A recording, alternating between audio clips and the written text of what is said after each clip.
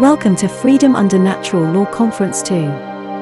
Convergence, Unity, Focus, Action. Thank you, everyone, today for being here for the conference. Your presence online is appreciated. Together we can win the spiritual war on planet Earth. In the name of love and light. This is thirdEyeForeSight.com. Presentation presenting The Demonic Manipulation of Language. Introduction. In its current condition, planet Earth is a battleground for the human soul. Humanity is plagued with wars, injustice, evil, and slavery. The physical wars are a reflection of the greater war in the realm of the astral dimension and the mind of humanity. The war is a spiritual war, the demonic parasitic force versus the divine light of love. This demonic force has been terraforming planet Earth to its energetic likeness and trapping the human souls in their low dense state of vibrations and frequency. Under the spell of the lower astral plane of existence, this demonic force feeds off the energy of the human divine light of love as their energetic food, an energy source like a battery. As the demonic force continues to consume human energy, humans continue to support this demonic energy. Humanity in a mental state of ignorance of who their real enemy is, they continue to fight for the demise of the human race. As a result, the divine light of truth and virtue is losing the war against the demonic parasitic force. How can we change the destiny of humanity toward love and light, truth and virtue? How can we win the spiritual war for humanity and overcome the demonic parasitic force? The answer begins with the soul question. Why does humanity choose to stay ignorant and support the demonic force over the divine light? Why do the collective human souls choose to succumb to the evil that plagues the demise of humanity? To win the spiritual war for humanity, one must know the self, one must know the enemy, and one must be able to see the big picture in the cosmic universe of life. This quote sums up the soul answer. Do you know yourself? Do you know who your enemies are? Who are you? As quoted by Sun Tzu, in The Art of War. If you know the enemy and know yourself, you need not fear the result of 100 battles. If you know yourself but not the enemy, for every victory gained you will also suffer a defeat. If you know neither the enemy nor yourself, you will succumb in every battle. From Lao Tzu, knowing others is intelligence, knowing yourself is true wisdom. Mastering others is strength, mastering yourself is true power.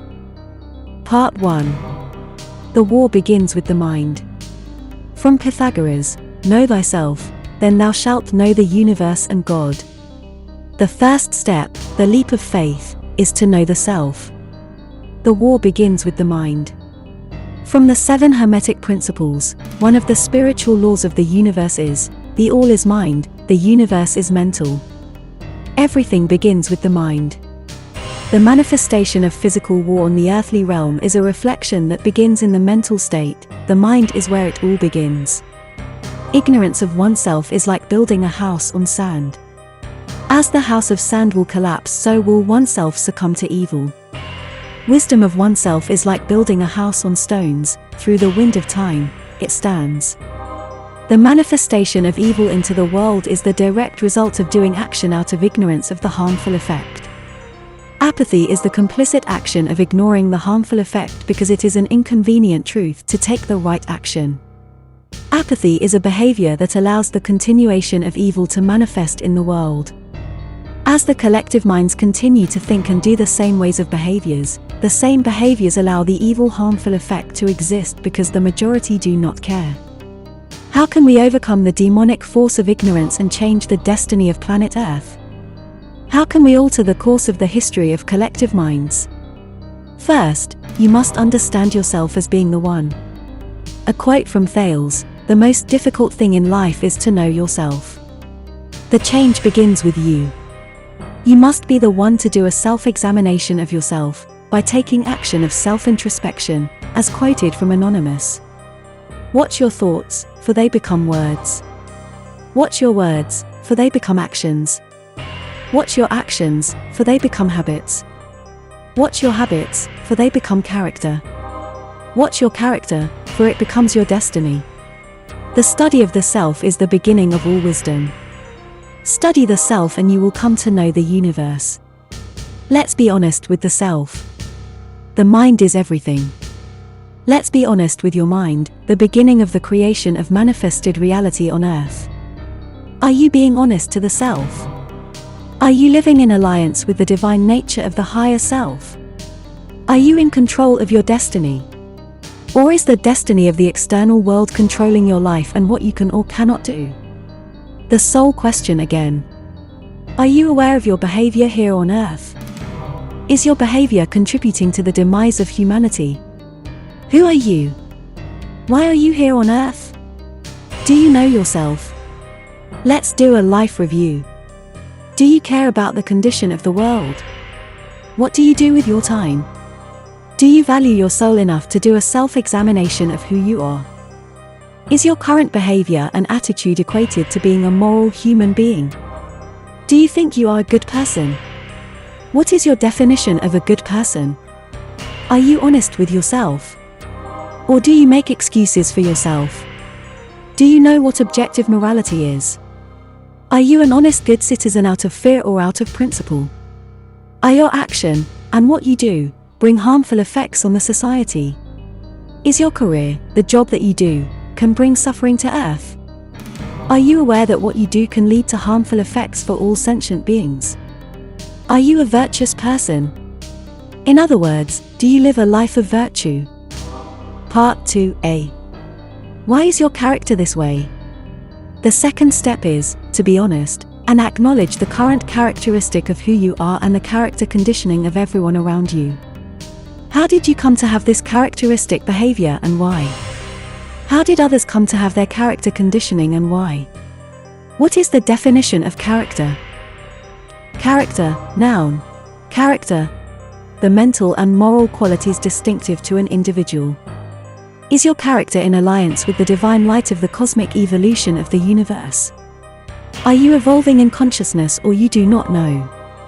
Do you live in fear of consequences if you do not take certain actions or be a certain way? The people around you, the collective minds, are their characters in alliance with the divine cosmic evolution of the creator of the universe? Are their actions evolving in consciousness or they do not know? Do you live in fear of consequences if you do not take certain actions or be a certain way? Let's study the self, the conditioned characteristics that lead to the ignorance of oneself. Ignorance of oneself is like building a house on sand. As the house of sand will collapse, so will oneself succumb to evil. Wisdom of oneself is like building a house on stones. Through the wind of time, it stands. The manifestation of evil into the world is the direct result of doing action out of being ignorant of the harmful effect. Apathy is the complicit action of ignoring the harmful effect because it is an inconvenient truth to take the right action. Apathy is a behavior that allows the continuation of evil to manifest in the world. As the collective minds continue to think and do the same ways of behaviors, the same behaviors allow the evil harmful effect to exist because the majority do not care. How did we come to develop our characters as societies that are not in alliance with the divine cosmic universe? The study of characters requires the observation of your action, self-reflection, and introspection. Are you willing to face the facts about yourself and acknowledge what you have manifested into the world? Are you willing to seek the wisdom of discernment to alter the destiny of humanity? Self-study, self-reflection, and self-introspection are required. Let's be honest in regards to where the self is in regards to cosmic evolution. The self, where are we, as a collective cosmic consciousness, in the divine light of the self and the universe? The cosmic evolutions of the self consist of the followings. 1. Higher soul, divine light of love and connection to the creator of all that is. 2. Lower soul, experiencing perspective and lesson on earth. 3. Higher mind, higher thoughts, the third eye intelligence that seeks to connect with the soul. 4. Heart intuition, psychic connection to the soul, common sense guidance. 5. Heart emotion, the ability to feel, gut instinct. 6. Lower mind, intellectual problem solving. 7. Based nature, lower nature of emotion and thinking skill, needs gratification, simple problem solving skill. 8. Based instinctual, survival, fight, or flight. It is about how I can survive. Part 2b. The human conditions, the way things are. If we are honest with ourselves, we are operating in low frequency and vibration of the self. We are functioning as a collective mind in the lower nature of the self. We operate between numbers 5 through 8. 5. Heart emotion, the ability to feel, gut instinct. Some people are psychopaths, and they cannot feel empathy towards others' suffering. What does number 5 look like in our world today? The feeling of love for one family, but not the bigger picture of caring about other families of the world who are suffering. Responsive to immediate emotional feelings, but these emotional feelings are centered around one personal environment. Their emotions can be compared in similarity to the minds of high-functioning animals such as monkeys, apes, dogs, pigs, etc. 6. Lower mind, intellectual problem solving. This means smart enough to do the job but lack critical thinking in regards to third eye intelligence. Some have a high IQ score in terms of passing the test with a high score but behave like sheeple in society. What does number 6 look like in our world today? These people are but are not limited to college degrees, lawyers, judges, doctors, nurses, financial advisors, etc., etc. They are smart enough to do the jobs well but lack common sense wisdom to become enlightened beings to elevate the world's consciousness. 7. Based nature, lower nature of emotion and thinking skill, needs gratification, simple problem-solving skills. This means living for fun, entertainment, and materialism. Follow authority for fear of punishment. What does number 7 look like in our world today? In the world of celebrities, the glamorous life of the rich and famous are the model life of material gratification for the rest of the peasants. In the world of the peasants, Black Friday and Cyber Monday are the needs, besides the dog fight over toilet papers at the stores. 8. Based instinctual, survival, fight, or flight. This means all about survivals of the heartless, predator versus prey. What does number 8 look like in our world today? The attitude of survival-based consciousness is, it is all about me and mine. I got to put others down so I can climb the corporate ladder to the top. I got to fight to survive, it is me that got to get my share to survive.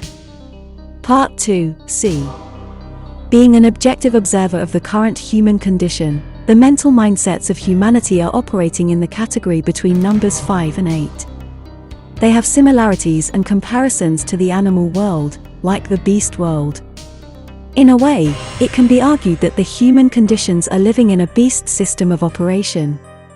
The mental state of the mind is stuck in a low-based consciousness of beast systems slowly descending downward to transhuman as cyborg slaves. How can we alter the destiny of humanity's consciousness from beast consciousness to love and light consciousness? Humanity operates in the lower mind and very few people use their higher mind. Humanity is not evolving but is declining in its ability to think critical thoughts. More people are becoming more stuck in religious superstitions. Some people fear their higher mind and their spiritual gift of the third eye ability. Humanity cares more about running the rat race inside the maze box to their demise rather than they care about their divinity. They care more about buying material junk and instant gratification than investing their time and energy into their soul. The 2006 movie Idiocracy, an American science fiction comedy, can best depict what our society is all about. The movie serves as a social satire on the decline of human intelligence, the society of retards, and the ability to think critical thoughts is non-existence. The film, directed by Mike Judge, portrays a dystopian world dumbed down by mass commercialism and mindless TV programming. The movie story starts in the year 2005. The protagonist, Joe, has a very average IQ intelligence. He takes part in a hibernation program. He wakes up in the year 2505. The population of the United States has become extremely dumbed down, where most of the people are nearly retarded. Everyone wears a barcode tattoo to buy goods and services. The languages have declined, and people's ability to speak complex ideas is non-existent. The city looks like a dumpster, the streets are trashy. There is no art and beauty. Entertainments are just senseless nonsense and depravity. The technologies for controlling the population are television, living room toilet, computer network to track barcodes, electric cars, barcode detection, surveillance camera, ATM computer to alert the authority, unhealthy chemical water, etc. Corporations are in control of people's minds with advertisements of consumerism. Joe, with average intelligence, becomes the smartest person on the planet since everyone around him is near retards. When Joe speaks his normal language, people think it is abnormal and weird like a faggot language. The people speak mostly slang language, and a very limited English vocabulary, so their expression of understanding concepts and instruction is very limited. People find Joe abnormal and laugh at him when he tries to reason. The movie is a satire of our world. From cradle to grave, we live in a society of fear-based consciousness, where insanity and idiocracy are the norms. Using and speaking the language of the higher mind are considered abnormal behavior. The movie reflects our society becoming dumber and dumber, with more Looney Tunes and insane behavior. In retrospection to our life on Earth, when we were born, the world is already insane. We accept insanity as normal because we do not have a reference point to compare with. The abnormal is normal to us. But as we watch the world becoming more Looney Tunes before our eyes, we now have a reference point of our supposed quoted normal in comparison to the new insanity, which is the new normal. When insane behaviors are the norm, critical thinking is abnormal. There are a lot of abnormal cultural practices. Here to name 3 examples. 1. The government tax system claims the money is for community services but you cannot audit them but they can audit you. 2. The people believe that government is for the people. If this statement is true, then why the people cannot audit the government or the IRS? 3. If Jesus Christ died for your sin, then why do Christians keep referring to themselves as sinners? If Christ died to put an end to sin, then why keep reminding people that they are sinners? Is not the sin ended after his death?